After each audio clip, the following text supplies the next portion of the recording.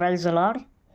దేవుని నామానికి మహిమ కలుగును గాక. మరి ఈరోజు నేను మీ ముందుకు రావడానికి గల కారణం ఏంటంటే, ఈరోజు మనము యూట్యూబ్లో చూసినట్లయితే ఏ యూట్యూబ్ ఆన్ చేసినా కూడా ఒక మంచి చక్కటి మధురమైన పాటని వింటున్నాము. దేవుణ్ణి మహిమపరిచేటువంటి పాటని ఆ యూట్యూబ్లో మనం వినగలుగుతున్నాము. ఎందుకంటే ఆ పాటలో దేవుని మహిమపరిచే విధానం చాలా గొప్పగా ఉన్నది. ఆ పాటలో అర్థాలు ఎంతో గొప్పగా ఉన్నాయి.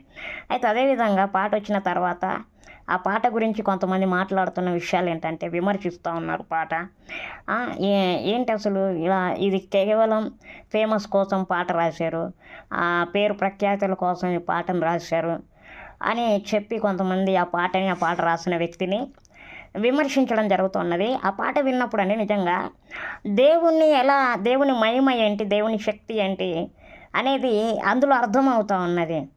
విన్న కొద్దీ వినాలనిపించేటువంటి పదాలు ఉన్నాయన్నమాట ఆ పాటలో.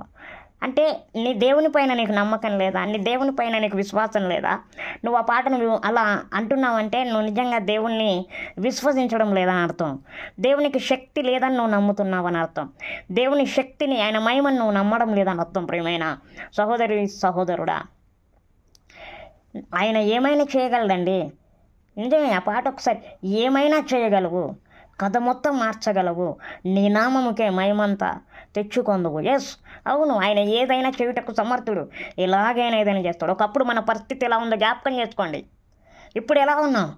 ఒకప్పుడు మనం అనుకున్నాం, నా బ్రతుకింతే, నా స్థితిగతులు ఇంతే, నేను ఏది సాధించలేను, నేను ఏది పొందుకోలేను, ఒక ఉన్నత స్థానంలో ఉండలేను, నా జీవిత కాలం అంతా నేను ఇలాగే బ్రతకాలి, ఎవరికి ఇష్టం లేని బ్రతక, ఇట్లాంటి పరిస్థితులు అనుకొని మనల్ని మనమే ద్వేషించుకొని బ్రతికిన రోజులు ఉన్నాయి. కానీ దేవుడు అట్లాంటి స్థితిగతుల్లో నుండి ఈరోజు ఒక ఉన్నత స్థితిలో మనందరినీ పెట్టాడు. చాలామంది గౌరవించే ఉన్నతమైన స్థానంలో పెట్టాడంటే కారణం ఆయన ఏదైనా చేయగలడు అన్నాము. అంటే నువ్వు ఆ పాటని నువ్వు నమ్మట్లేదు, ఆ పాటలో ఉన్న అర్థాలను నువ్వు నమ్మడం లేదంటే నువ్వు క్రైస్తవుడివి కాదు, నువ్వు దేవుని బిడ్డవు కాదండి. ఎందుకంటే నేను ఈ మాట ఎందుకు అంటున్నానంటే, ఆయనను నమ్ముకున్న ఏ వ్యక్తి అయినా ఆయనను మహిమపరుస్తాడు. ఏ రూపంలో అయినా, అది పాట రూపంలో అయినా, ప్రార్థన రూపంలో అయినా, స్తుతి రూపంలోనైనా దేవుని మహిమపరుస్తాడు.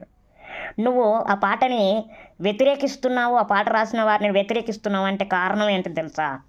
ఆ పాటని నువ్వు అర్థం చేసుకోలేకపోతున్నావు. ముఖ్యంగా దేవుణ్ణి నువ్వు నిజంగా నమ్మడం లేదని అర్థం. ఈ మాట నేను విమర్శించడానికి చెప్పడం లేదండి, మీరు అలా విమర్శిస్తున్నారు కాబట్టి అది మనమే విమర్శించుకొని దేవుని నామానికి అవమానం తేవడం తప్ప ఏం లేదండి. కాబట్టి ఇకనైనా ఆలోచించు, దేవుణ్ణి అడుగు, నిన్ను కూడా అంత మంచి పాటలు రాయడానికి గొప్ప స్థానంలో పెడతాడుగా. ఇకనైనా ఆ ప్రయత్నాలు మానుకో.